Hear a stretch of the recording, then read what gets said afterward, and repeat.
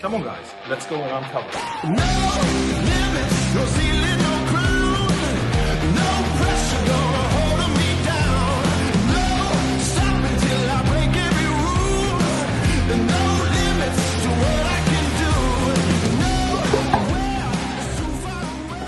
Hi guys, today we're going to uncover the underside of the Regera, an area which is actually not seen very often by anyone apart from the service mechanic. But it's a pretty cool area because there's a lot of cool stuff going on underneath the car. So this car has just been out for a PDT test drive. I've driven it myself to check that it's okay. It's going to go into polish in a few hours. But let me show you what it looks like underside first. Here you can see the suspension with the very long wishbones. The super big bearing, 240mm bearing, which is crucial for super high-speed driving. Our custom-made brakes. We have the super trick anti-roll bar, which moves like a Z-shaped unit. And if you slide back a little bit further here, we can see the flat underside of the carbon fiber monocoque with a centrally mounted battery pack in the middle that is firmly bolted to the monocoque and is part of the rigidity and structure of the car. And then we come here, we see the special shock absorbers we made with active bump and rebound control, the brake booster. Normally there is a carbon fiber mud pan here hiding this, but now that we're working on the car itself. So underneath the car where I'm showing you, normally we have this, what we call a mud pan. It's maybe not an elegant word for something quite elegant. You have this very nice logo, a very nice carbon fiber, and the rear brake cooling ducts. That is kind of a NACA style function, but with oval shapes. You also have turbo coolers here, and also to cool the housing of the transmission here. So this goes underneath the car, and it's usually not seen by anyone but service mechanics. This subframe here, which connects to the carbon front bumper, is actually part of the crash structure. So you can see these kind of notches that makes it fold together as well.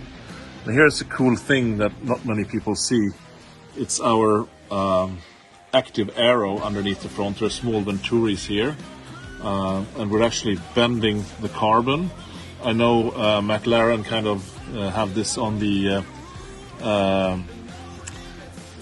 their speed tail, their long tail car, but we've had this for about 10 years, so we kind of beat them to the idea. But it's not visible to the eye, but it makes a huge difference when you want to bleed off downforce at high speed and exit more air from the front radiator. So that's pretty cool.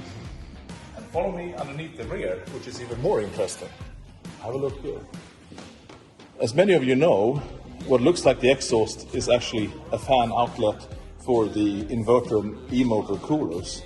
The real exhaust are these titanium fins on the side that are part of the Venturi rakes. So it's kind of a way of getting the exhaust out without having any impact to the aerodynamics and still getting enough air out for the electrical motors. Not only is the central exhaust an exit, we also have radiators in front here, and you can see how we're exiting air like shark fins almost underneath the whole car, which is pretty cool. And if we go a little bit deeper in, see if we can hold the camera here, it gets kind of more exciting. Here you have the left e-motor connected to the direct drive. Here we have the Hydra Coupe, the hydraulic transmission, or not transmission, well, coupling really, which we can lock up or spin to have higher RPM and torque convert. And here we have the right side e-motor, which is both air and liquid cooled.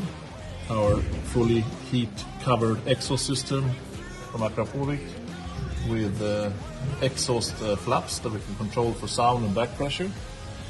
If you go here, we can see the very nicely protected carbon fiber covered high voltage 800 voltage cables. And now we're getting to the engine. We see the dry sump, which has titanium bolts to make it as light as possible. And on this side we can see the hydraulic pump, the oil pump for the engine and the dry sump. And here we have a turbo. Then we have another e-motor right behind the carbon fiber monocoque, which sits on the crankshaft, which acts as a starter motor, torque fill, and also a charger for the battery pack. Pretty neat stuff. A side of the car that not many people see.